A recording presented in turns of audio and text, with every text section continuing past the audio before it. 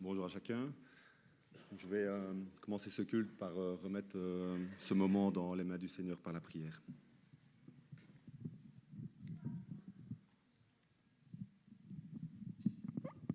Merci Benjamin. Notre Dieu, tu es tellement magnifique, tu es le créateur de l'univers, tu es le Dieu qui peut tout accomplir. Et grâce à toi, on peut venir aujourd'hui se rassembler. Merci pour ce souffle de vie que tu nous as donné. Et merci pour cette force que tu nous donnes chaque jour. Je voudrais te remettre cette assemblée et ce moment de culte, que tu puisses venir nous bénir tout en chacun. Et que tu puisses également garder toutes les personnes qui n'ont pas pu venir ce matin. Et alors que tu puisses continuer à agir dans nos cœurs, Seigneur. Au nom de ton Fils Jésus. Amen. Alors, est-ce que vous êtes prêts pour glorifier notre Dieu? C'est important pour nous de prendre la peine de le laisser agir dans notre propre intimité, car le seul besoin de notre corps et de notre cœur, c'est Jésus. Donc, laissons-le agir dans notre assemblée, afin que nous puissions devenir un peu plus comme lui. Et pour commencer ce culte, je vous propose que nous faisions résonner ensemble le nom de notre Seigneur.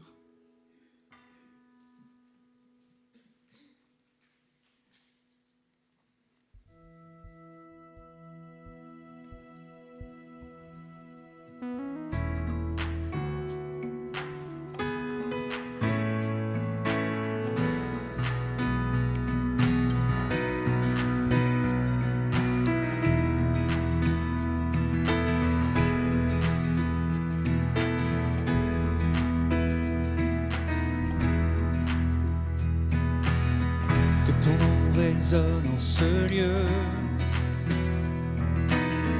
que ton nom résonne en ce lieu, que ton nom résonne en ce lieu, Jésus, que ton nom résonne en ce lieu, que ton nom résonne.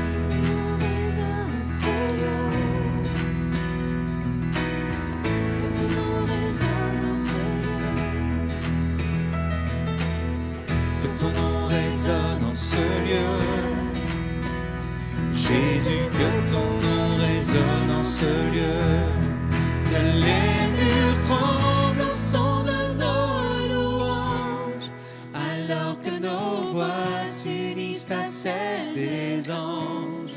Répands sur nous ton esprit, ta puissance, ô Jésus, que ton nom résonne en ce lieu, que ton nom résonne en ce lieu, que ton nom résonne en ce lieu, que ton nom résonne en ce lieu,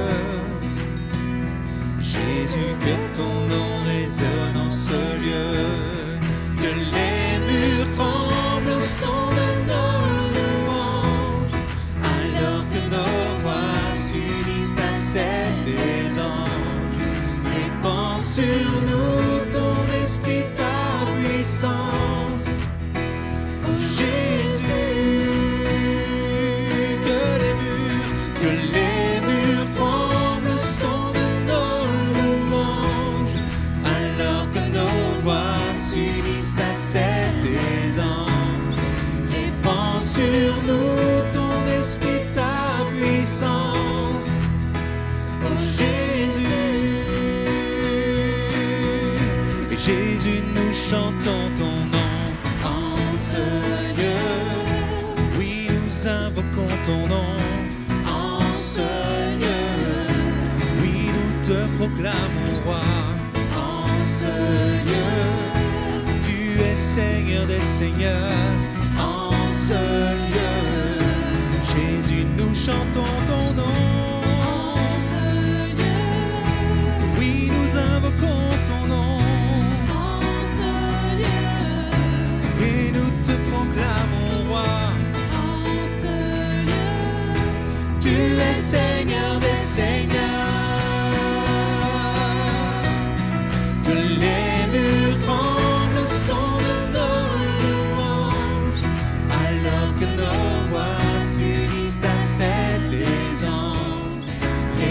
sur nous ton esprit, ta puissance. Oh Jésus,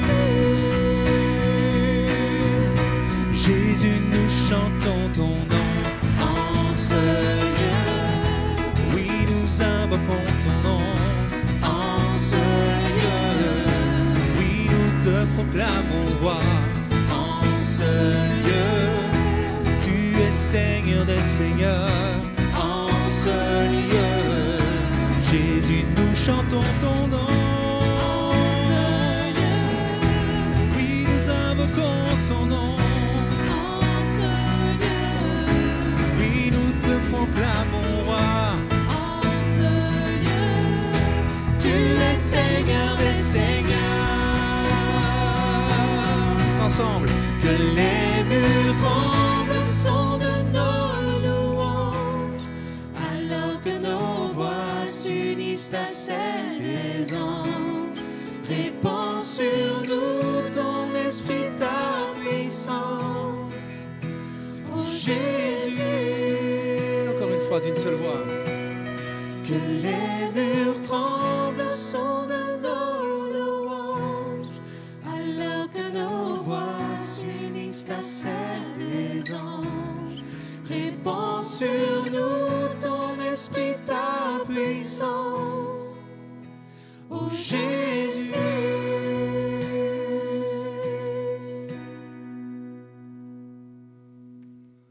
Le Seigneur, il répand sa puissance, et des fois par des manières qu'on ne s'y attend pas.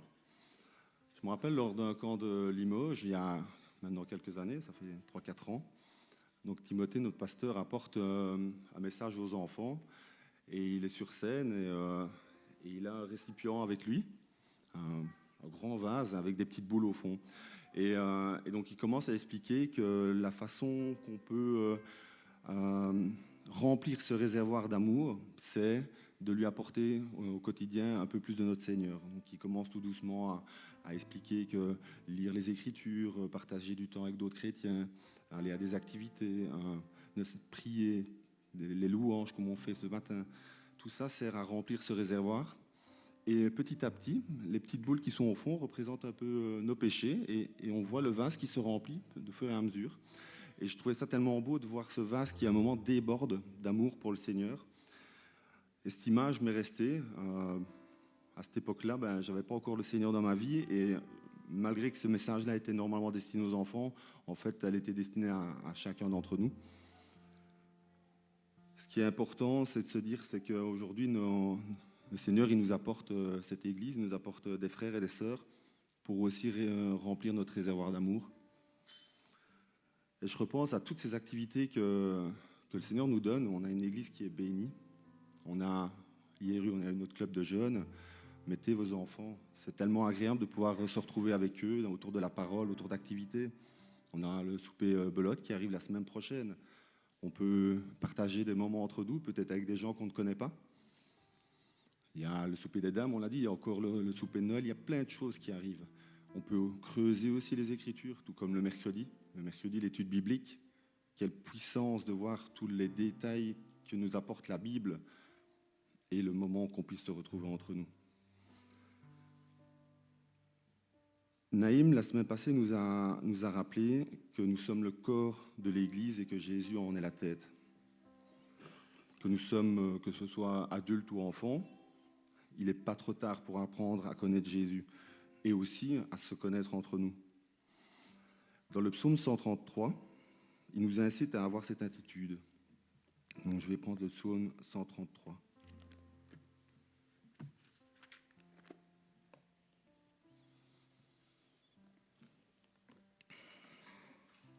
Psaume 133 de David. Oh, qu'il est bon et qu'il est agréable pour des frères et des sœurs de se retrouver ensemble. C'est comme l'huile parfumée répandue sur la tête, qui descend sur la barbe d'Aaron, et qui coule jusqu'au bord de ses habits. C'est comme la rosée qui descend de Hermon sur le mont de Sion. C'est là que l'Éternel accorde sa bénédiction et la vie pour toujours.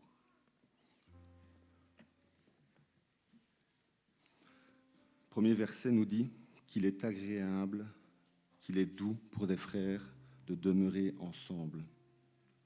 Ce verset nous rappelle que Dieu nous appelle à vivre unis. Et lorsque son peuple s'unit dans la paix et dans l'amour, le Seigneur répand sa grâce, faisant de cette Église pleine de vie, pleine de lumière et de bienfaits. Formons ensemble une seule Église, et alors suivra les bénédictions.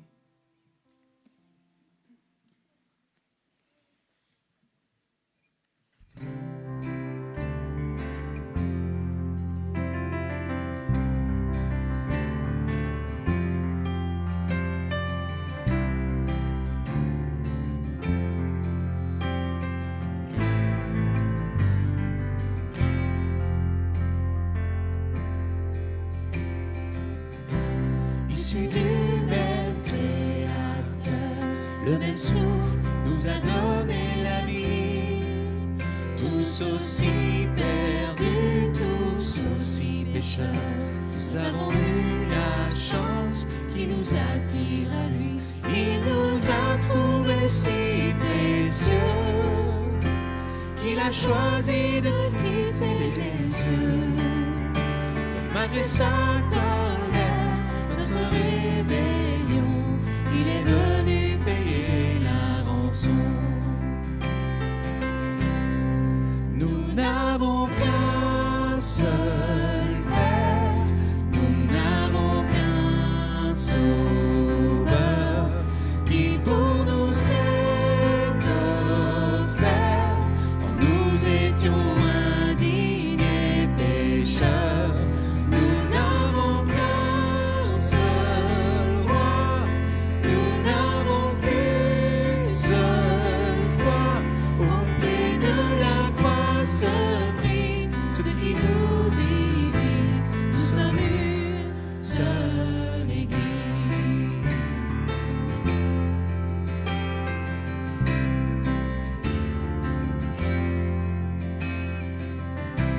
Un nouveau jour se lève pour ceux qui se revêtent de l'Esprit, et nous n'aurons qu'un seul rêve, que cette nation connaisse le nom de Jésus.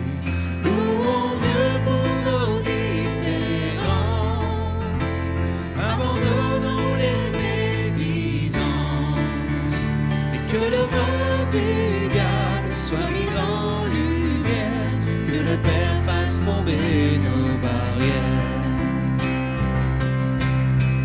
Nous n'avons qu'un seul Père, nous n'avons qu'un Sauveur, qui pour nous s'est offert quand nous étions indignes et pécheurs. Nous n'avons qu'un seul roi, nous n'avons qu'une seule foi. Au pied de la croix se brise ce qui nous divise. Nous sommes une seule Église.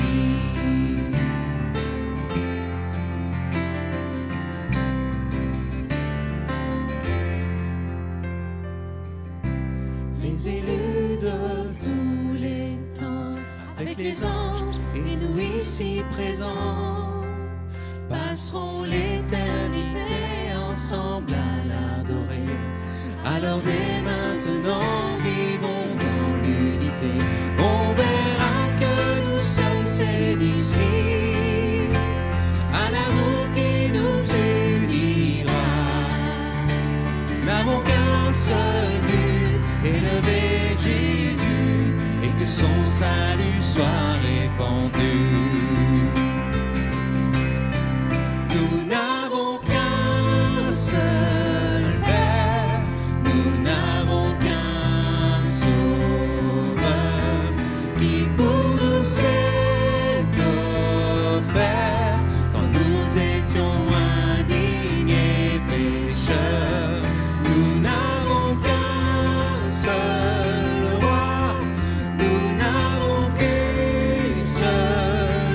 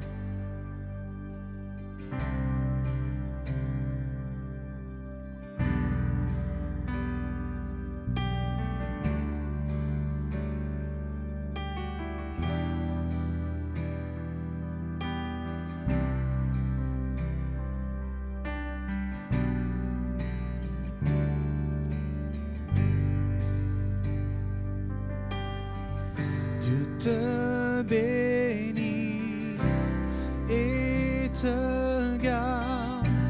Il rayonne sur toi et t'accorde sa grâce. Ton Dieu seul tourne vers toi, te donne paix.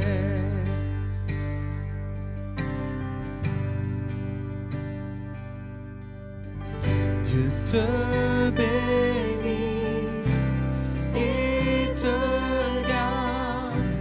Il rayonne sur toi et t'accorde sa grâce. Ton Dieu seul tourne vers toi, te donne paix.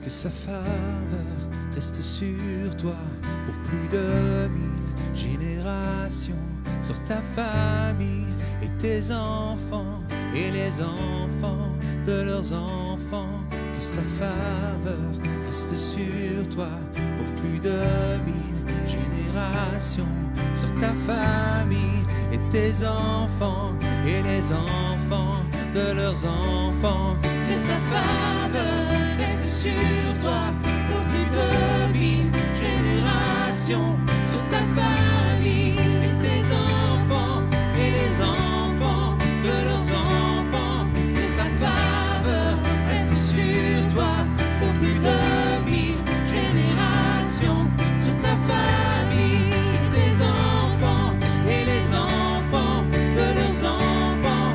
Que sa présence t'environne avec toi, à tes côtés, qu'elle t'inonde et t'entoure.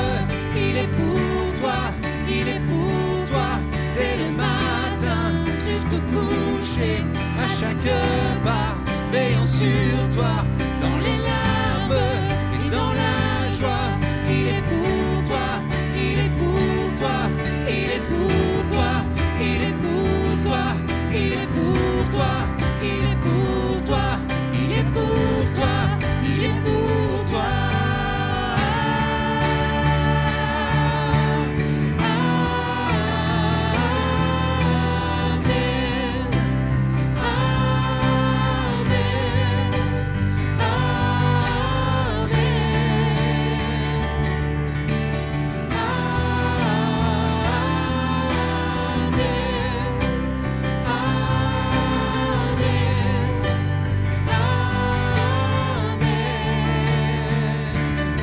Que sa faveur reste sur toi pour plus de 1000 générations, sur ta famille et tes enfants et les enfants de leurs enfants.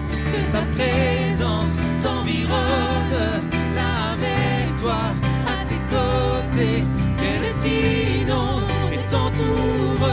Il est pour toi, il est pour toi, dès le matin jusqu'au coucher, à chaque pas, veillant sur toi, dans les larmes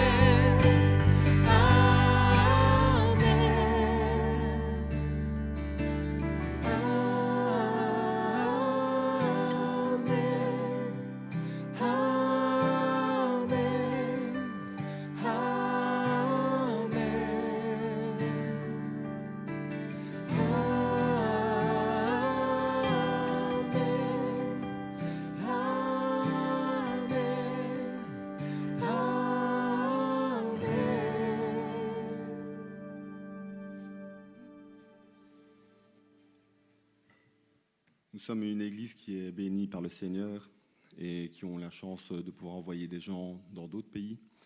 Et par cette bénédiction, je voudrais appeler Daniel, notre pasteur Daniel, pour qu'il puisse venir un peu nous raconter son voyage en Centrafricaine.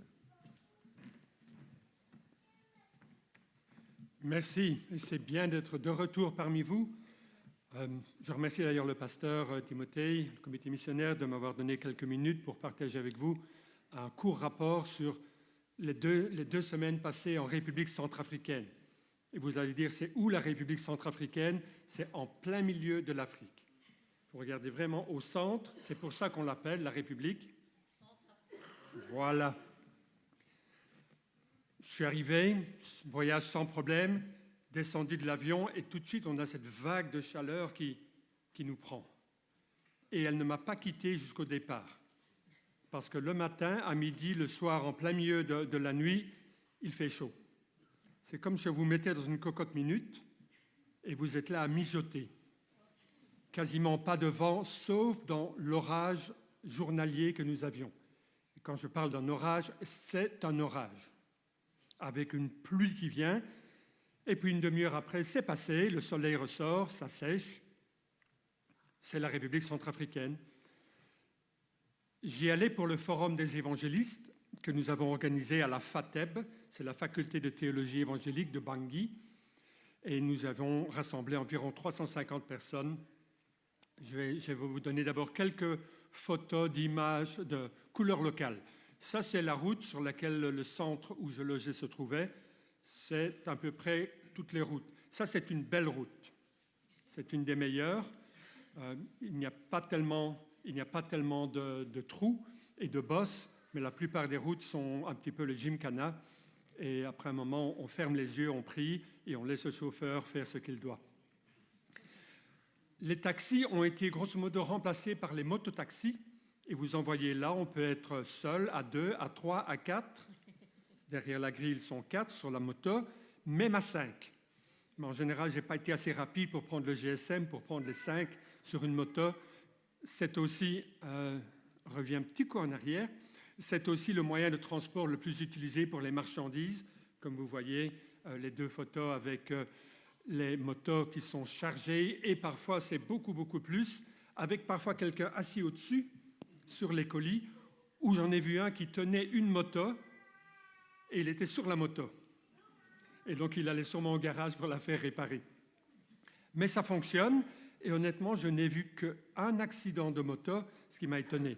Le repas arrive et donc on a notre service qui nous amenait le repas et puis un petit peu après, on va les voir qui retournent avec la vaisselle pour bien ranger tout. Les repas étaient très bons. Toujours du riz. On avait du manioc sous toutes ses formes, que sont bouillies, en parties non écrasées, ou les feuilles de manioc. Et c'était très bon. On a très bien mangé durant ces séjours. On nous a parfois proposé de la nourriture un peu différente. Mais nous n'étions pas vraiment amateurs. Et c'est un gros rat, c'est pas juste un rat, c'est un bon gros rat. J'imagine qu'il y a un peu de viande dessus. Ils étaient tout fiers de leur capture, mais nous, on a choisi ce jour-là plutôt de manger du poisson. J'étais avec le pasteur Philippe, le président du comité, son chauffeur bienvenu, et ils m'ont amené pour goûter les très bons poissons, des genres de carpe, je crois, qui étaient braisés. C'était excellent. Ils m'avaient emmené voir peut-être le site le plus touristique de la République centrafricaine, ce sont les chutes de Boili. Et donc, c'était vraiment très, très beau là. Ça valait la peine. Il m'avait dit que c'est à 1 heure de route. Ça prend beaucoup plus de temps quand il faut passer entre toutes les bosses. Il a fallu environ 2h30 pour arriver jusque-là et 2h30 retour, mais ça en valait la peine quand même. Le comité national du Forum des évangélistes m'avait invité pour participer à cet événement, l'organiser avec eux. Et donc, on a là toute une série de dignitaires de ce mouvement. Et nous avons rassemblé plus de 350, presque 350 évangélistes, pasteurs, apôtres, qui voulaient se former plus sur l'évangélisation. et on a passé beaucoup de temps. Les chaises blanches, c'est pour les dignitaires, et puis après, il y a tous les autres participants qui étaient là.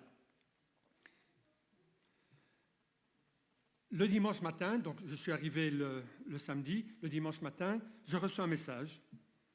Je savais déjà qu'un de nos orateurs, un des orateurs principaux, qui devait apporter toute la formation sur partager l'évangile avec des musulmans, risquait de ne pas venir. Il y a environ un mois et demi, il m'avait dit que son beau-père était à la mort et il ne savait pas s'il pourrait venir. Et donc c'était un tracas, mais il m'a dit « Ne te tracasse pas Daniel, je te ferai des vidéos ». Donc Daniel ne s'est pas tracassé. Et puis le dimanche matin, je reçois un message de notre ami du Canada qui venait lui pour donner une autre formation, qui me dit « Je n'ai pas eu mon visa, donc je ne sais pas venir ». Donc ça faisait 2 orateurs. Et normalement, il y a un bouton panique, c'est le moment où on pousse le bouton panique, non? Mais étonnamment, il y avait une énorme paix dans mon cœur et j'étais tranquille. Je ne sentais pas cette panique dans mon cœur. Je me dis, ça va aller. À ce moment-là, je me suis dit, bon, c'est bon, on n'aura pas les vidéos, on n'aura pas Watley, mais Watley m'a dit, j'envoie des vidéos. Je me suis dit, ouais, j'ai déjà entendu ça. Il était 6h30 du matin ou 6h, il était très tôt. J'ai envoyé un petit message à Lynn, que beaucoup d'entre nous connaissons, et je lui ai dit, est-ce que tu as des contacts en Afrique pour la formation pour l'islam? Elle me dit, je suis déjà réveillée, tu peux me téléphoner. Donc, je l'ai téléphoné, elle me dit, ah, il y a tel, il y a tel, il y a tel, ce serait peut-être intéressant. Donc, j'ai noté, et puis je me suis dit, il faut que je demande au comité national, je ne peux pas prendre l'initiative tout seul. Donc, j'ai attendu, j'ai vu Philippe, je lui ai demandé, il m'a dit, vas-y, fonce, à 2h de l'après-midi, j'ai téléphoné à Jean-Claude Chaffra, et je lui ai dit, Jean-Claude, j'ai un problème, voilà, on devait avoir un orateur, il ne vient pas, je viens. Je n'avais même pas fini la question, je viens. Et c'est lui là-bas qui est venu nous dépanner. Le Seigneur, en quelques heures, avait répondu à ce besoin criant. Il venait de rentrer de voyage, il était en Côte d'Ivoire, j'ai pris son billet, il est arrivé et il était l'homme de la situation. Le Seigneur est toujours là dans les problèmes que l'on a. Il m'arrivait régulièrement de participer et après un certain moment, on s'est rendu compte que beaucoup de gens comprenaient un peu le français, mais pas suffisamment. Donc, je me suis fait traduire en sango. Il y en a qui parlent le sango ici? Ah, ce n'est pas une langue que l'on a, ça ne va pas, ça. Il va falloir qu'on trouve quelqu'un pour apporter le sango ici. Et je me suis retrouvé avec l'apôtre Didier. Un jour, je donnais des instructions et j'ai dit aux gens, voilà ce qu'on va faire. On va prendre un moment, 3, 4, 5 minutes pour réfléchir. Qu'est-ce que le Seigneur nous a dit aujourd'hui? Et puis on ira en petits groupes pour partager et prier. Et je dis, mettez-vous en petits groupes. Et il y a 3, 4, 5 petits groupes qui se font et le reste de la salle ne bouge pas. Je me dis, c'est bizarre. Est-ce qu'ils n'aiment pas ce que j'ai dit? Ou qu'est-ce qui se passe? Et j'entends la voix de l'apôtre Didier derrière moi qui se met à parler. Et je me retourne et dis, mais tu fais quoi? Il traduisait en sango. Et d'un coup, j'ai vu la salle qui bougeait. Parce que les gens ne comprenaient pas nécessairement tout. Et donc, à partir de ce moment-là, j'ai tout fait traduire parce qu'il fallait que les gens comprennent. C'est bien de les rassembler, s'ils ne comprennent pas, ça ne sert pas à grand-chose. Et puis, on a eu le moment de prière. Ils priaient tous dans les petits groupes. C'était comme une vague de prière qui me surmontait. C'était magnifique de sentir l'Église qui priait. Et on est devenus assez amis, l'apôtre Didier et moi-même, vraiment quelqu'un de très humble, mais qui a beaucoup d'autorité et qui conduit une partie des églises. Ça, c'était l'auditoire. On avait, avec chez Carpus, que vous connaissez pour beaucoup, c'est ce vendeur de livres d'occasion chrétiens en France. Ils avaient sponsorisé un don de 4 livres par participant. Et donc là, ils étaient très, très heureux d'avoir reçu ces 4 livres qui vont pouvoir les aider au travers des années à venir. Comment étudier la Bible, comment lire la Bible, comment témoigner, comment aider à faire grandir une église. Tous des livres pour l'évangélisation et le partage de la foi.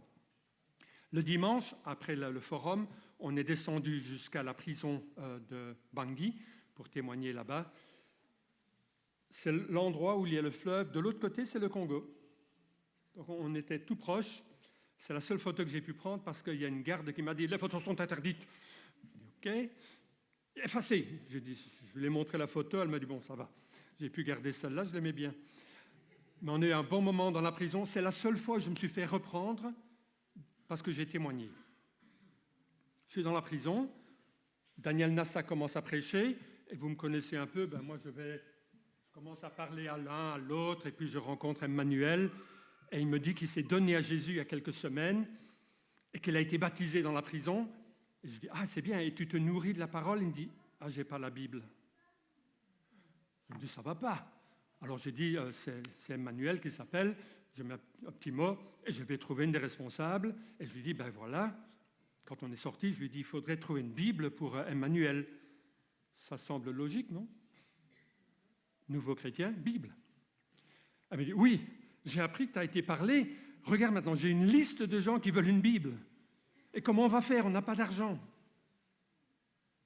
Là, je me suis fait reprendre parce que je proposais des Bibles. Bon, on a trouvé un moyen, on a subsidié pour que Emmanuel puisse avoir une Bible et une barre de savon, parce qu'il m'a dit ça fait des semaines que je n'ai pas pu bien me laver avec du savon. C'est un peu la situation dans un pays qui est en voie de développement. Ça, c'était à la prison. Les prisonniers sont de dos parce qu'on ne pouvait pas les filmer de face.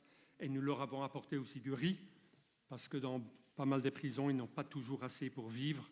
Le gardien était un croyant qui nous a ouvert les portes et facilité le travail là-bas. Il me restait 2 événements. Ça s'est bien passé pour la formation au témoignage. Et puis, il restait un événement qui était l'évangélisation en plein air, une grande réunion, et on devait s'installer sur cette place. Et vers 2 heures de l'après-midi, gros orage. En général, ce n'est pas grave. L'orage vient, il part. Mais depuis le matin, on n'avait que des problèmes. D'abord, la police est arrivée et a dit « Non, vous ne pouvez pas vous installer, je l'interdis ». On avait l'autorisation, mais ils ne voulaient pas. Il a fallu téléphoner. On s'est rendu compte après que ce jour-là, la Cour suprême allait donner une décision importante et ils avaient peur d'émeutes. Et donc, c'est ça qu'ils ne voulaient pas de rassemblement. Mais finalement, j'avais rencontré le maire de la ville 2 jours avant. On savait qu'on aurait l'autorisation, que ça allait se passer. Mais il n'a pas arrêté de pleuvoir. Il n'a pas arrêté de pleuvoir. C'est le seul orage qui a duré des heures. Et ce sol rouge, il y en a qui connaissent cette terre rouge. Hein? Qu'est-ce qu'elle fait, la terre rouge? De la boue. Et elle colle. Vous faites 4 pas et vous prenez 2 kilos. C'est terrible. Et donc, on avait installé des genres de petites tentes et une estrade. Les musiciens avaient dû tout démonter parce que la pluie tombait tellement fort. Et je suis arrivé avec Philippe, avec Jean-Pierre, dans les responsables, maman Pauline, et on a prié. Et Dieu a dit, moi je laisse pleuvoir. On marchait, puis j'ai été marcher, je regardais certains des musiciens, ils avaient commencé à remettre tout en place, et il y avait celui-ci, Gerville, je l'avais rencontré plusieurs fois déjà, le cœur est énorme, mais je sentais qu'il était triste, et il avait sa guitare en bandoulière, et je lui ai dit, tu ne vas pas te préparer? Il dit, oh pasteur, je suis là depuis 9 heures. Depuis 9 heures du matin, il travaillait, il était environ 4h30, 5 heures, et je sentais découragé. Et je suis parti prier, et je dis au Seigneur, Seigneur, pour les jeunes, ils sont démoralisés, ils sont dépités, ils sont tristes, arrête la pluie. Et j'ai argumenté avec lui. Et il m'a dit, ben non. OK. Ils ont commencé à jouer et maintenant, il faisait noir. Ça vient en environ une demi-heure, il fait noir. Et quand je dis noir, c'est noir. Et ils ont commencé à jouer et il y avait devant l'estrade 0 personne. Mais vraiment 0 personne. Moi, je suis sur le côté, je prie, et puis je dis, bon, le Seigneur dit non, on ne doit pas faire l'évangélisation ce soir, ok. Moi, j'en fais régulièrement, donc ce n'est pas un souci, mais... Et je m'apprête à monter sur l'estrade pour aller dire à Philippe, on jette l'éponge, et lui descend et il me dit, bon, Daniel, c'est à toi de prêcher. C'est comme si je venais ici le lundi matin, la salle est vide et je prêche. J'ai dit, t'es sûr? Il dit, ben oui. Je dis, ok, si le comité national désire que je prêche, je prêche. Vous me mettriez dans la boue jusqu'aux genoux et vous me dites prêcher, je prêche. J'aime l'évangile, j'aime le partager. Et donc je monte au-dessus. Silver, mon traducteur, vient avec moi et je commence. Mais vous vous rendez compte, il fait noir, il n'y a pas de spot, il n'y a pas de lumière. Ça, c'est le flash qui a pris la photo. J'ai mes notes, mais c'est un peu dur à voir. Donc, je suis là avec le GSM pour essayer d'éclairer mes notes. J'ai peur que mes notes s'envolent. Le début est très difficile, je ne me sens pas bien. Et puis, le Saint-Esprit prend le contrôle.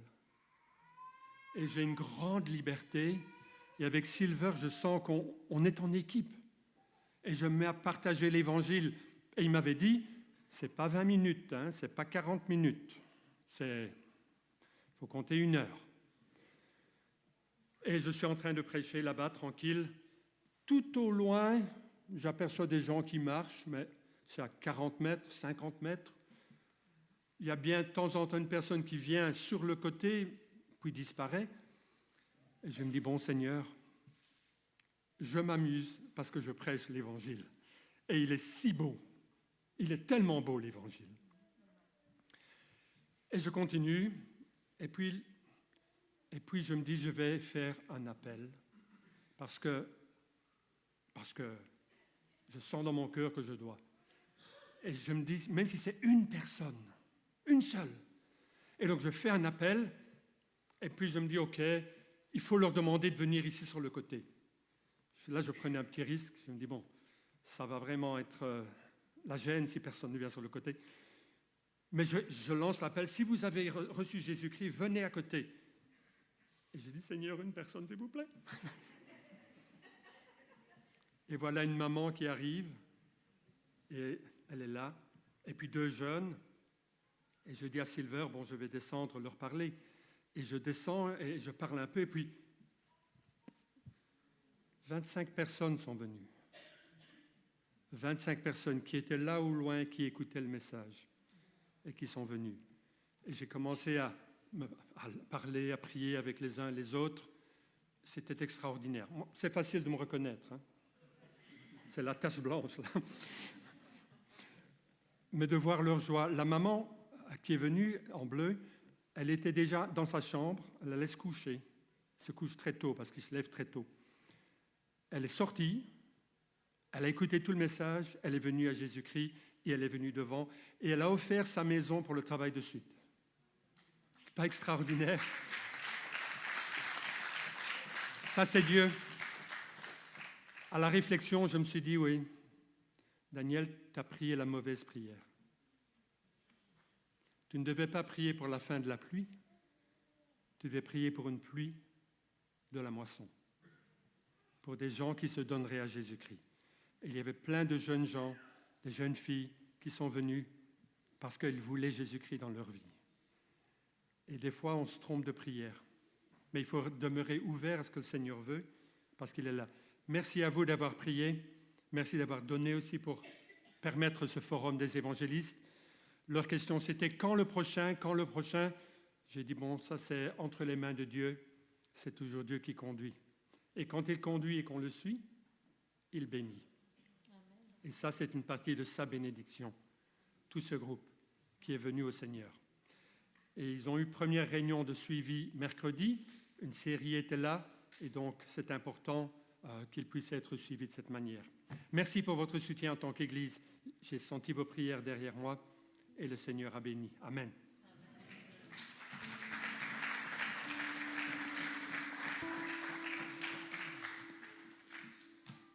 Merci à Daniel pour ce travail en Afrique. Et tellement beau de voir la puissance de Dieu à travers les évangiles. Au début de ce culte, je vous parlais de laisser entrer le Seigneur dans votre intimité.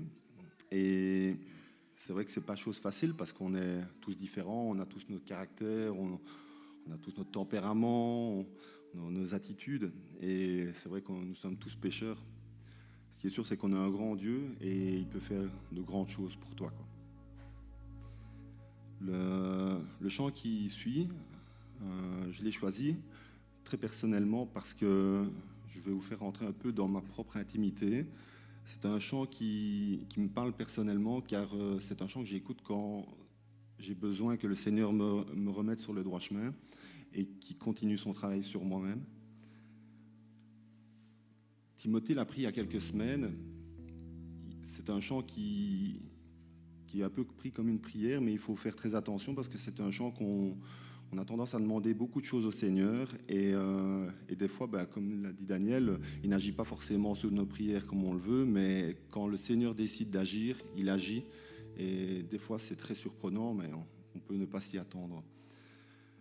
Donc on va prendre le prochain chant, c'est Consécration, et après on aura la chance d'avoir à approfondir notre enrichissement dans la parole avec notre pasteur.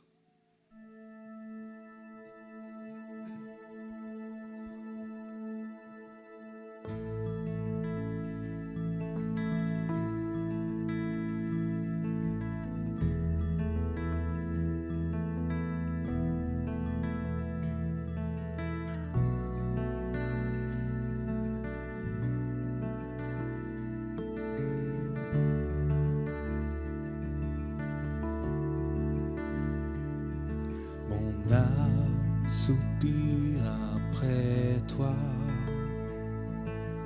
Parle, élève ta voix, je veux t'obéir. Je veux te servir.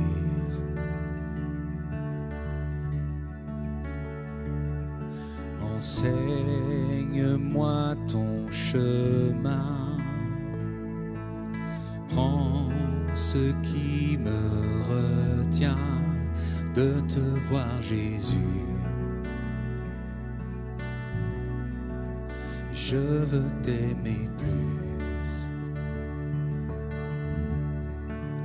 car tu dis que ceux qui te cherchent te trouvent. Je t'en prie, mon Dieu, porte-moi secours.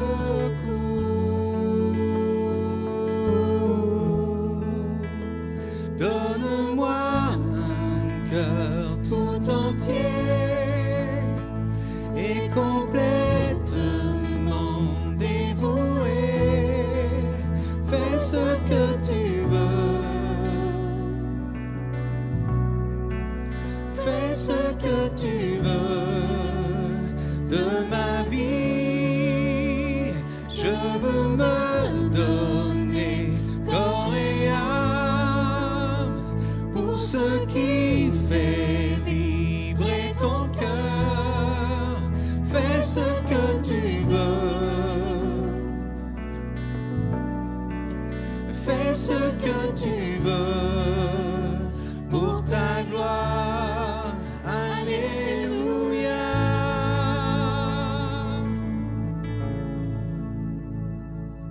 Mon âme soupire après toi. Agis, fais ton œuvre en moi, que la terre entière voit enfin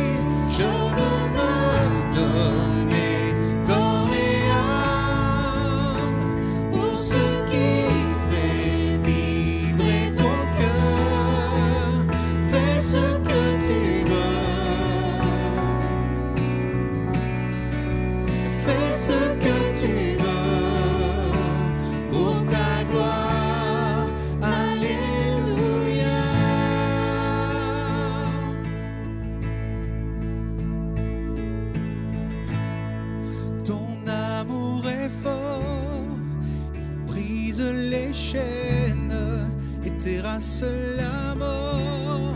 Non, rien ne te freine. Tu as tout donné pour que j'ai la vie.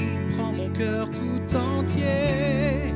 Seigneur, me voici. Ton amour est fort.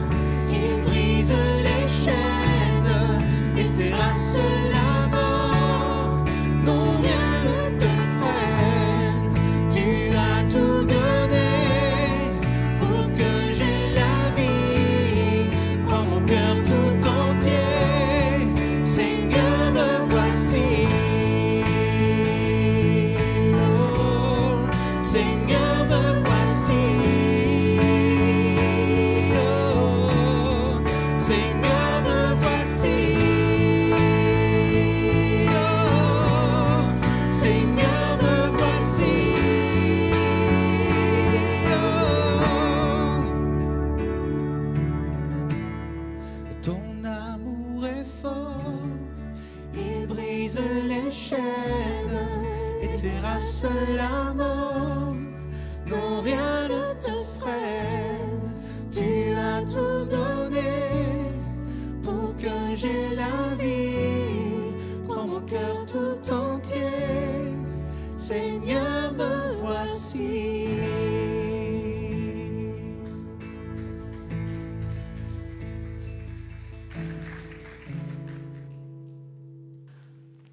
En effet, il a tout donné. Lui, celui qui est la vérité, a tout donné. Il y a eu une date un petit peu spéciale qui s'est passée aussi durant cette semaine. Alors, vous l'avez peut-être vu, ça fait un moment qu'on n'a plus eu la chance d'avoir notre frère David avec nous, David Enal, qui est là. Et cette semaine, il a fêté ses 90 ans. Alors, on peut simplement remercier le Seigneur.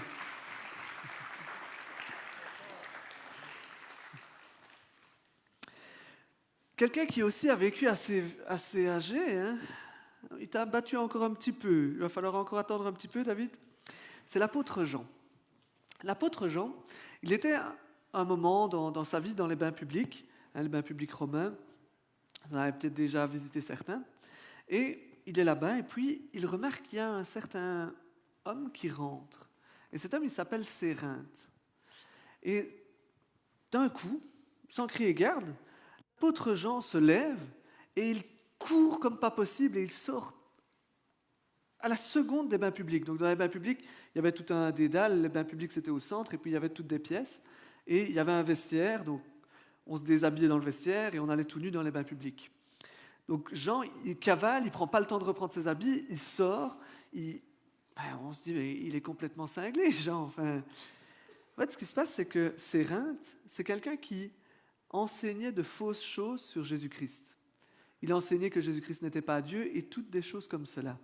Et Jean avait peur que Dieu envoie un éclair ou le feu à la seconde où Cérinthe est rentré dans le bain public. Il a tellement eu peur, il aimait tellement la vérité qu'il n'a pas jugé nécessaire de regarder à sa dignité peut-être ou des choses comme ça. Non, il est sorti. Il avait tellement peur, il avait tellement à cœur la vérité qu'il ne pouvait pas rester au même endroit que cette personne qui professait des choses mauvaises sur Dieu. En tant que chrétien, souvent, nous, on pense que la vertu principale, c'est l'amour. Un chrétien, tant qu'il est amour, c'est bon. Mais est-ce que c'est vraiment la chose principale? Est-ce que c'est la seule? Est-ce que c'est la chose sur laquelle on doit sacrifier tout? Ou pas? Est-ce que la vérité, elle est aussi importante que Jean le pensait? Ou pas? Est-ce qu'on peut jouer avec la vérité, mais pas avec l'amour? C'est un peu dans cette réflexion-là que le texte va nous emporter. On va regarder un texte de 2 Jean.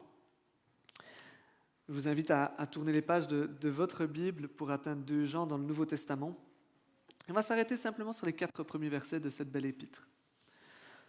Et durant la lecture, je vais vous demander d'essayer de voir comment est caractérisée la vérité selon ce passage, mais aussi ce qu'elle produit ou permet. Un beau passage qui nous dit ceci. L'Ancien à la dame élue et à ses enfants, que j'aime dans la vérité. Et ce n'est pas moi seul qui les aime, mais aussi tous ceux qui ont connu la vérité. Nous vous aimons à cause de la vérité qui demeure en nous et qui sera avec nous pour l'éternité. Oui, la grâce, la miséricorde et la paix seront avec nous de la part de Dieu le Père et de la part du Seigneur Jésus-Christ, le Fils du Père, dans la vérité et dans l'amour. Je me suis beaucoup réjoui de trouver quelques-uns de tes enfants qui marchent dans la vérité, selon le commandement que nous avons reçu du Père. J'espère que vous avez pu voir certaines des caractéristiques de la vérité. Qu'est-ce que la vérité? Qu'est-ce qu'elle produit selon ce passage? Si on devait résumer ce message, on pourrait l'appeler simplement, ainsi que le passage, « marche dans la vérité ». Comme l'apôtre se réjouissait que certains marchaient dans la vérité, eh bien ce passage nous encourage à nous aussi, marcher dans la vérité. Marcher dans la vérité selon le commandement. C'est une des choses que l'on voit dans ce passage, mais ce n'est pas la seule. Marche dans la vérité et vis le vrai amour, mais pas que. Marche dans la vérité et profite de la paix, de la miséricorde et de la grâce de Dieu. Malheureusement, on n'aura pas le temps de voir cette dernière caractéristique de l'amour aujourd'hui, mais on fera un rattrapage demain, lundi, comme Dédi avait dit, on sera un peu plus demain. Non, c'est une blague. Ne venez pas demain, ce sera fermé. Enfin, quoique, il y a peut-être des livraisons, mais non. Des caractéristiques qui nous sont données sur la vérité. Et on va s'arrêter tout de suite sur la première de ces caractéristiques. Marche dans la vérité selon le commandement. On découvre ça dans le verset, notamment le 4e verset. On commence par ce 4e verset parce que c'est là qu'on découvre un petit peu plus sur ce contenu de la vérité. Et c'est important. C'est important de savoir de quoi il est question ici quand on parle de vérité.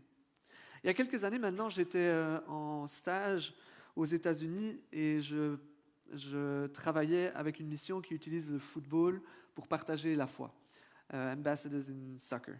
Et là-bas, j'y étais au moment de l'Euro 2000 quelque chose. En 1900, j'étais beaucoup trop petit.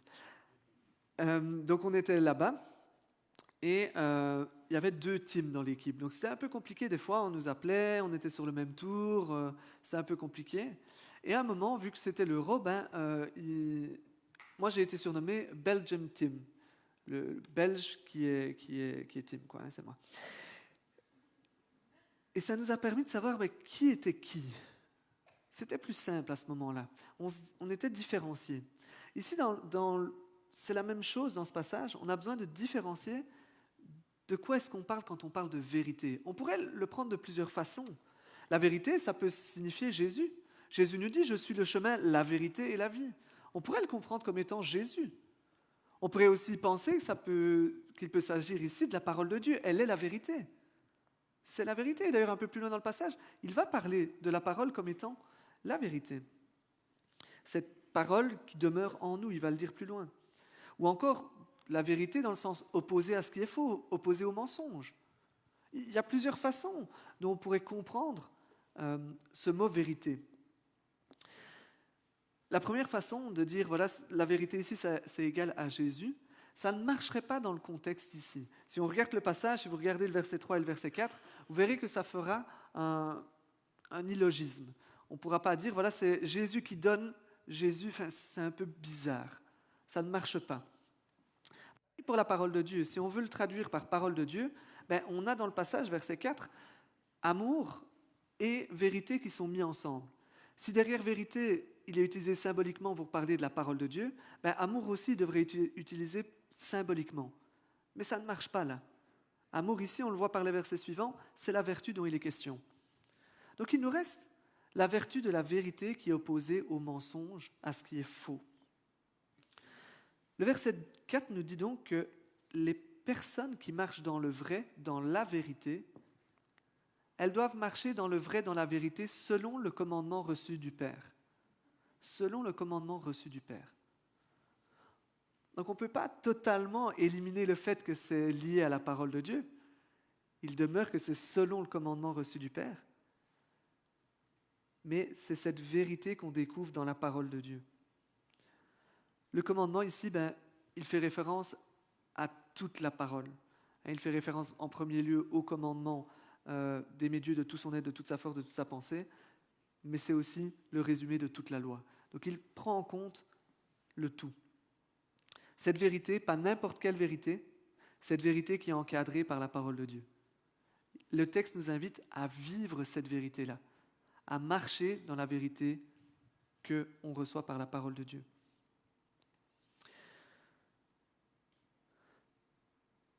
Mais maintenant, comment est-ce qu'on peut vivre cette vérité-là? Comment est-ce qu'on peut marcher dans la vérité selon le commandement de Dieu? Dans un premier temps, il faut être clair sur ce qu'est la Bible.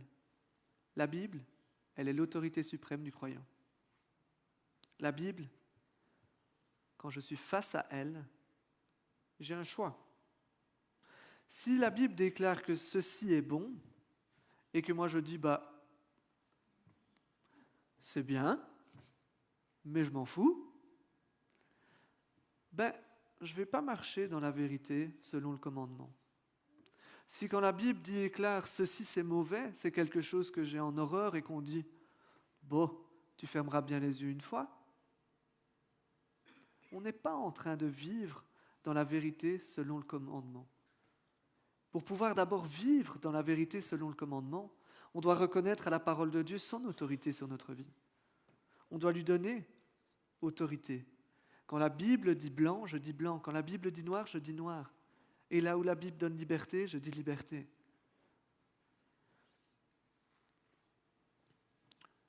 Ce n'est pas non plus parce qu'un pasteur ou un apôtre ou que sais-je dit que ceci est bon, que ceci est bon. La seule chose qui mérite d'avoir toute l'autorité sur notre vie, c'est la parole du Dieu trois fois saint. Et c'est pour ça qu'il est important de toujours vérifier ce que vous entendez du haut de cette chair. Soyons des bons béréens. Prenons le temps de passer dans la parole, de vérifier ce qui est dit. On pourrait dire aussi, oui, tu sais, je sais bien, la parole, elle nous dit qu'il est plus sage de ne pas coupler un bœuf et un âne ensemble. Mais tu sais, voilà, j'ai essayé de me mettre avec des chrétiens et je dois dire, les chrétiens, ils ne sont pas mieux que les autres, en fait. Voilà, j'ai essayé d'avoir peut-être une copine, un mari, j'en sais rien. Mais ça ne marche pas, donc au final, je vais me tourner vers les non-croyants. En fait, j'ai déjà même commencé et ils sont mieux que les chrétiens, en fait. C'est quoi l'autorité? C'est ton vécu ou c'est la parole de Dieu? C'est quoi l'autorité? Si je veux pouvoir vivre et marcher dans la vérité comme la parole de Dieu me le demande de faire, me conseille parce que c'est la meilleure des choses à faire, alors c'est la parole de Dieu qui est l'autorité. On pourrait continuer longtemps. Vous avez compris qu'il y a une chose à s'assurer, c'est que la parole de Dieu, elle est au centre. Que la parole de Dieu, c'est notre autorité. Maintenant, pour pouvoir vivre cette vérité, c'est bien beau de dire, ok, elle est l'autorité, mais j'ai une astuce.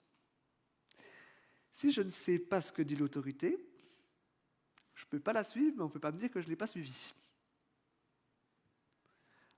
Si on désire plaire de plus en plus à notre Dieu, si on désire vouloir lui donner gloire et honneur, si on désire marcher dans la vérité, oui, on va vouloir se soumettre à l'autorité, mais on va vouloir aussi connaître ce qui nous est demandé pour marcher avec lui.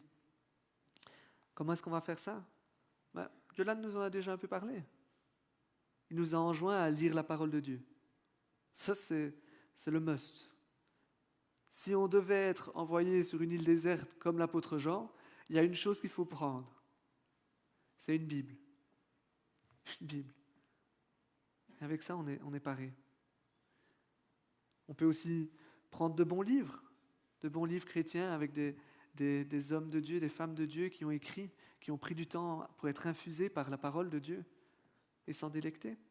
Utiliser de bons commentaires aussi. Assister aux études bibliques. Prendre des notes au culte, aux études, ou que sais-je. Oser poser des questions quand on ne comprend pas.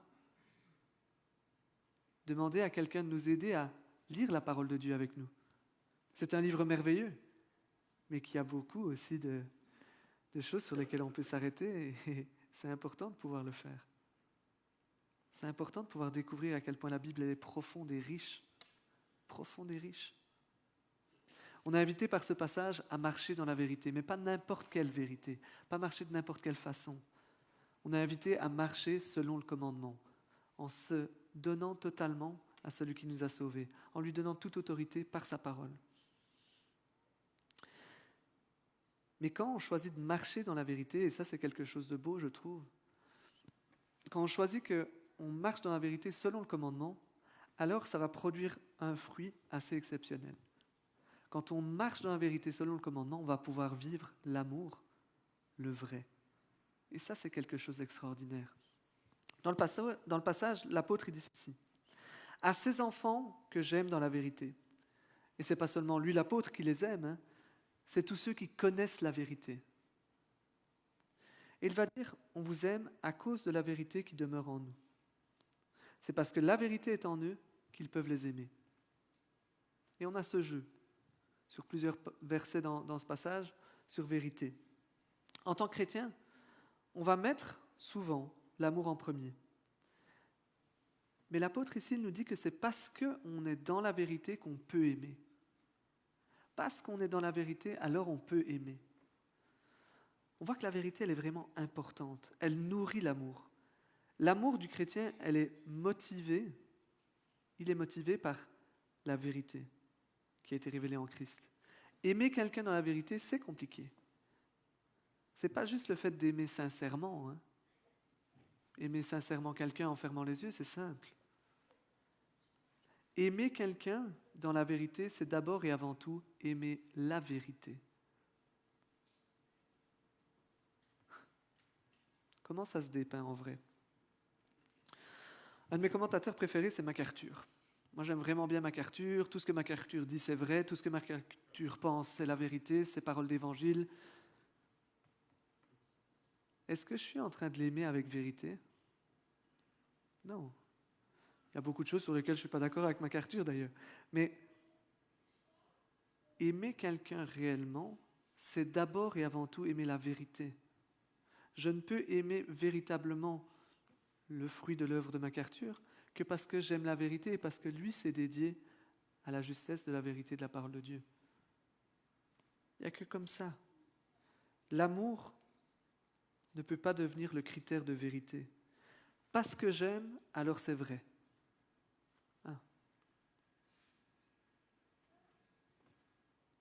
Parce que tu aimes voler dans ton entreprise, c'est bon, c'est vrai. L'amour ne peut jamais devenir le critère de vérité. Parce que je peux prier avec des personnes qui ont des confessions de foi différentes de moi, alors ils sont tous croyants et sauvés? Non. L'amour ne devient pas le critère de vérité. Pour pouvoir aimer quelqu'un de façon chrétienne, il faut d'abord avoir un engagement à aimer la vérité. Aimer la vérité pour pouvoir aimer en vérité. C'est important. Quelqu'un disait ceci, que je trouve assez profond. On aime en vérité que ceux qu'on aime pour l'éternité. On aime en vérité que ceux qu'on aime pour l'éternité.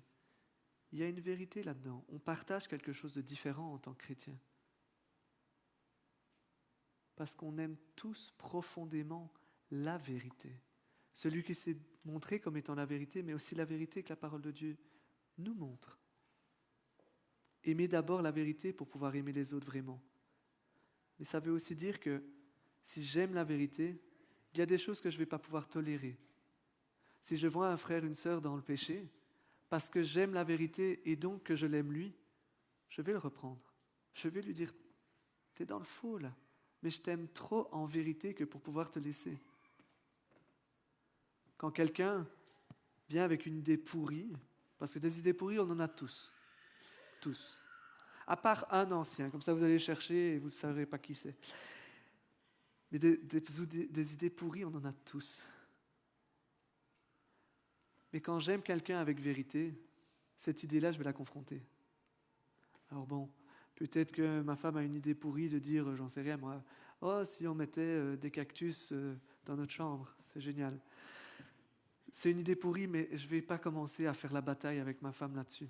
Si vous connaissez ma femme, vous savez qu'elle s'en fout des fleurs. Donc, on va faire la bataille sur des idées qui ont une saveur et une valeur pour la personne en face de nous. Des choses qui vont nous amener peut-être à renier certains points importants de la doctrine, certains points de l'Évangile. Là, on va faire la bataille. Si c'est des choses mineures, on n'a pas besoin. Je me suis un peu perdu parce que je suis parti avec vos cactus, là, il faut arrêter. C'est Yael qui m'a parlé de cactus ce matin, donc c'est pour ça. C'est important de pouvoir aimer quelqu'un avec vérité. Parce que quand on n'aime pas quelqu'un avec vérité, on ne l'aime pas réellement. La Bible définit l'amour comme étant lié à la vérité. Si vous voulez, l'amour, il germe dans le terreau de la vérité. Un vrai amour prend toute sa force dans la vérité. Un couple qui ne vit pas la vérité ne vit pas l'amour. C'est impossible. C'est impossible.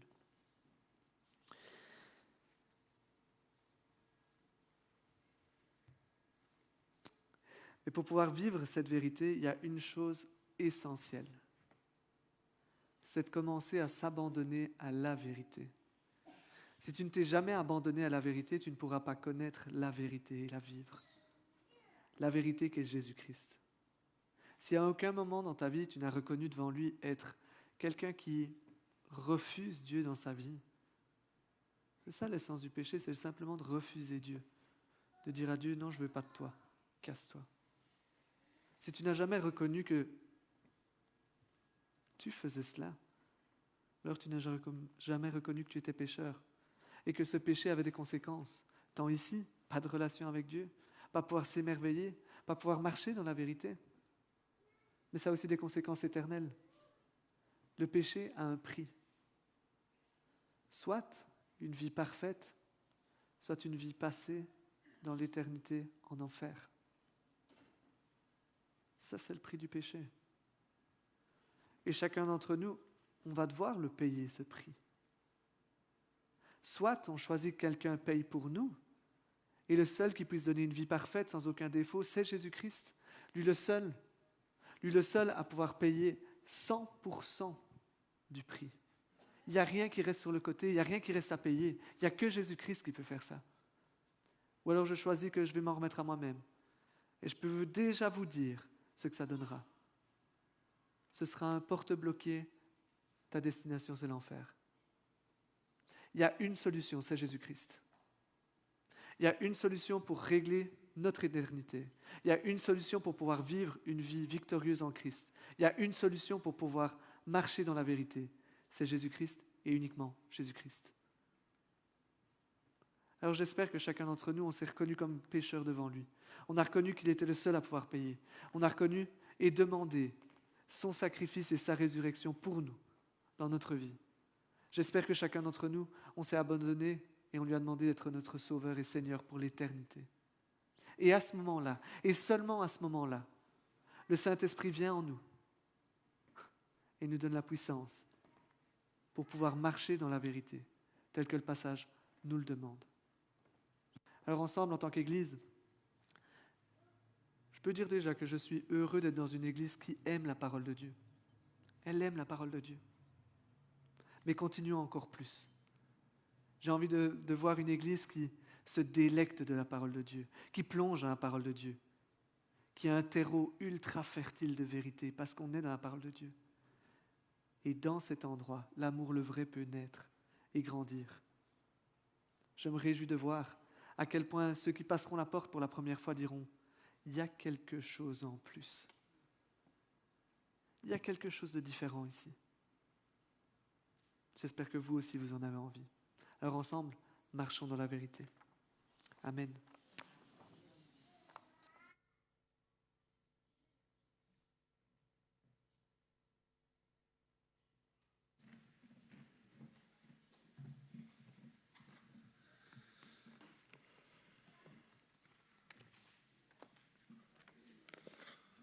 Alors vous voyez, on est un peu, comme j'ai dit tout à l'heure, on est tous différents. La preuve, mon épouse, elle aurait mis des cactus. Hein? Ce qui est sûr, c'est que pour une chose, on est tous raccords, c'est que la parole est la vérité. Et sans cette parole, l'amour ne peut pas germer. Ici, le prochain chant parle justement de cette puissance, ce sacrifice que Dieu nous a laissé en envoyant son Fils unique sur la croix pour nos péchés, pour nous, et pourtant on ne le méritait pas. Donc on va le chanter, que toute cette puissance est uniquement à la grâce du Seigneur.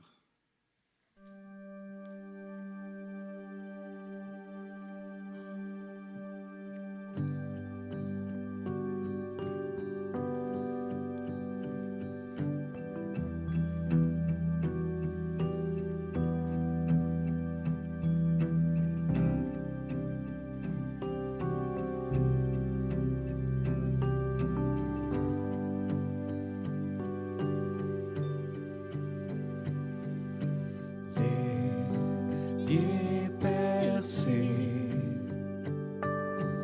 tu écrasas l'emprise du péché sur ma vie.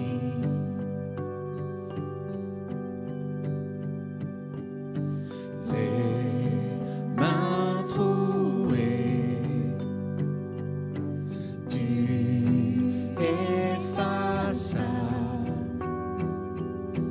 l'empreinte du péché sur ma vie. Puissante est la croix, la mort a perdu son pouvoir. Ton sang m'a libéré, vivante est ma foi, quand je fonde en toi mon espoir. Tu es ressuscité, Sauveur Jésus.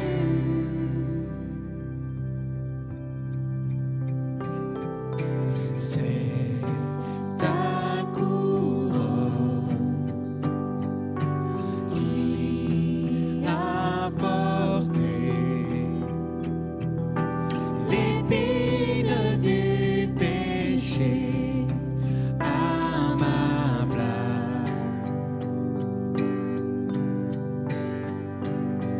Puissante est la croix, la mort a perdu son pouvoir.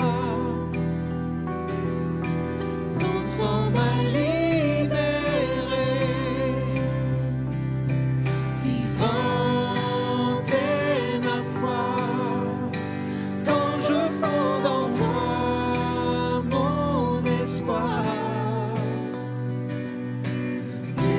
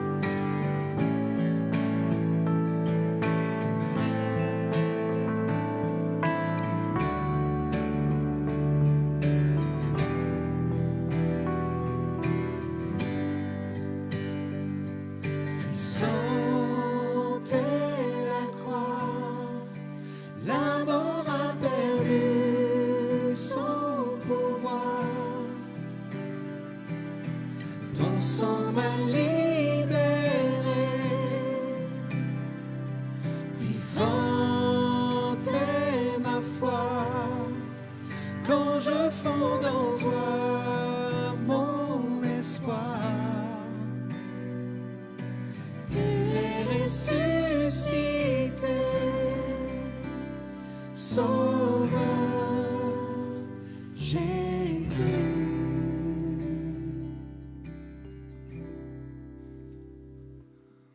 Un sang si précieux que celui de Jésus qui nous a rachetés, non pas pour que nous marchions seuls, mais que nous soyons un peuple uni, un seul corps, pour que ce sang qui a coulé pour chacun d'entre nous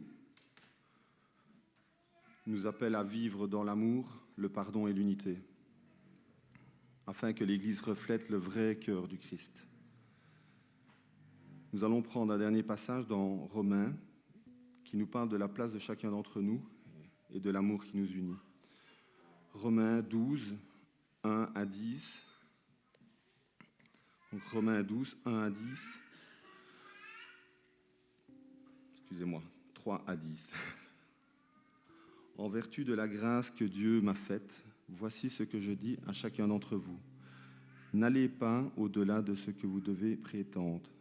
Tendez, au contraire, à une sage appréciation de vous-même, chacun selon la part que Dieu lui a confiée. Chacun de nous, dans un seul corps, a de nombreux organes, mais ces organes n'ont pas la même fonction. De même, alors que nous sommes nombreux, nous formons ensemble d'un seul corps, par notre union avec Jésus-Christ. Et nous sommes tous, et chacun, pour sa part, membres les uns les autres. Et nous avons des dons de grâce différents, que dans sa bonté, Dieu nous a accordés pour l'un, c'est la prophétie, qu'il exerce cette activité conformément à notre foi commune. Pour un autre, c'est le don du service, qu'il le consacre à ce service, que celui qui a reçu un ministère d'enseignement enseigne, que celui qui a reçu un ministère d'encouragement encourage, que celui qui donne le fasse sans arrière-pensée, que celui qui dirige le fasse avec sérieux, que celui qui secourt les malheureux le fasse avec joie. Que votre amour soit sincère, ayez donc le mal en horreur. Attachez-vous à toute force au bien, notamment en ce qui concerne l'amour fraternel. Soyez pleins d'affection les uns pour les autres. L'estime mutuelle, soyons les premiers à la manifester. Comment ne pas introduire le prochain chant autre que « Soyons tous unis en l'esprit ».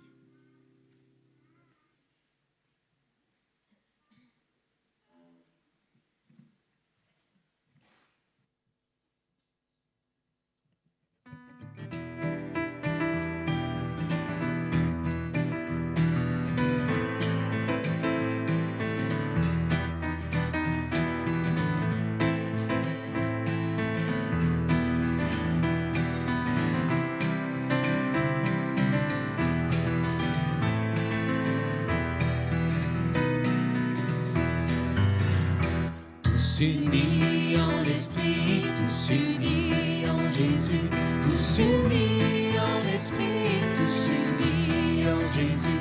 Nous prions que bientôt ce qui divise ne soit plus, et le monde saura que nous sommes chrétiens par l'amour dont nos actes sont empreints.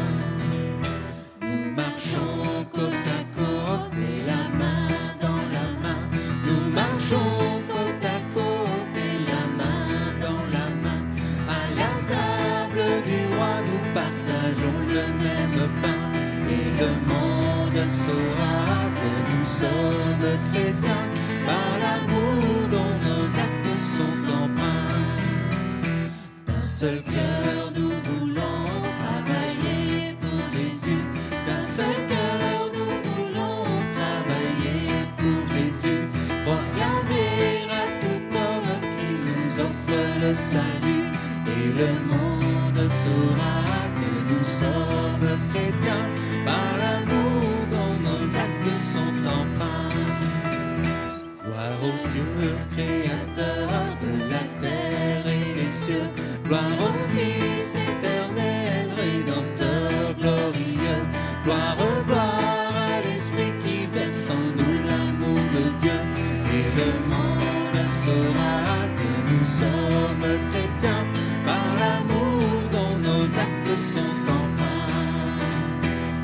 le monde saura que nous sommes chrétiens par l'amour dont nos actes sont empreints.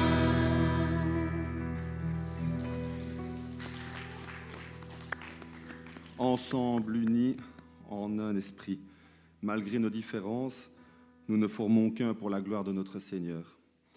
Prenons ce dernier chant, homme de foi. Pendant ce temps, nous aurons l'occasion de donner nos dîmes, nos offrandes.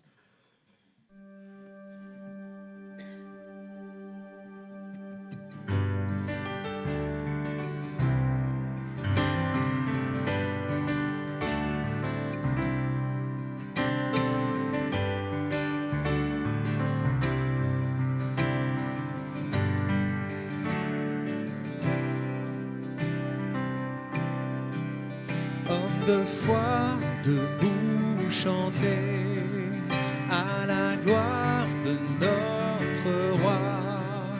Vous êtes fort dans la faiblesse, affermi dans la détresse. Debout, femmes de vérité, chantez pour les cœurs brisés, chantez-leur la guérison, dans le nom du roi d'amour. Criez au nord et au sud, chantez à l'est et à l'ouest. Jésus veut nous sauver tous, il est le seul Seigneur. Encore une fois. Criez au nord et au sud, chantez à l'est et à l'ouest. Jésus veut nous sauver tous, il est le seul Seigneur.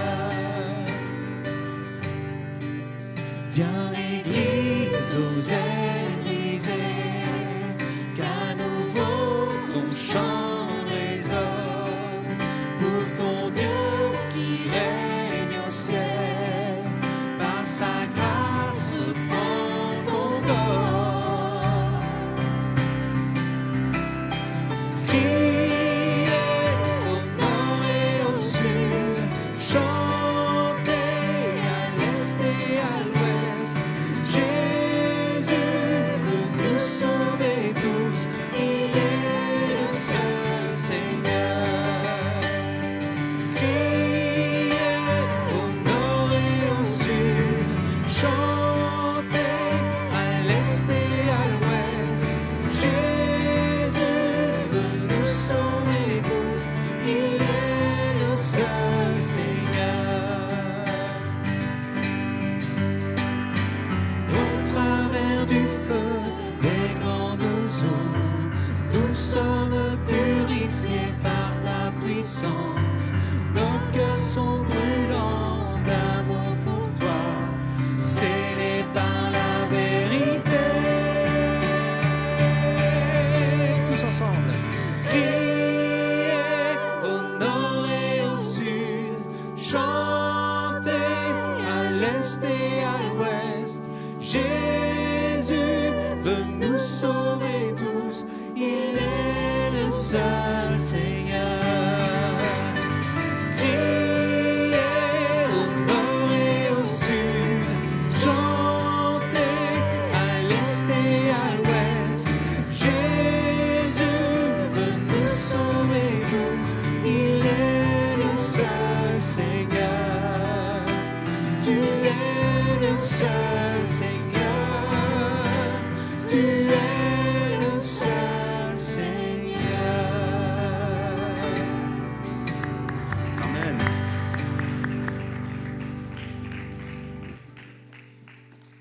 Pendant cette semaine, prenons un temps pour prier pour notre Église, prier pour l'un de nos frères ou de notre sœur qu'on ne voit peut-être pas forcément tous les dimanches, ou pour quelqu'un qui est dans la difficulté. Prenons la peine d'ouvrir notre cœur à notre Seigneur. La prière est un outil puissant. Que le Seigneur nous accorde dans sa paix, qu'il fasse grandir entre nous l'amour fraternel, uni qui unit cette Église, pour que d'un même cœur, nous partions, que nous portions sa lumière dans le monde. Je n'ai plus qu'à vous souhaiter un bon dimanche à chacun et une bonne semaine. Amen.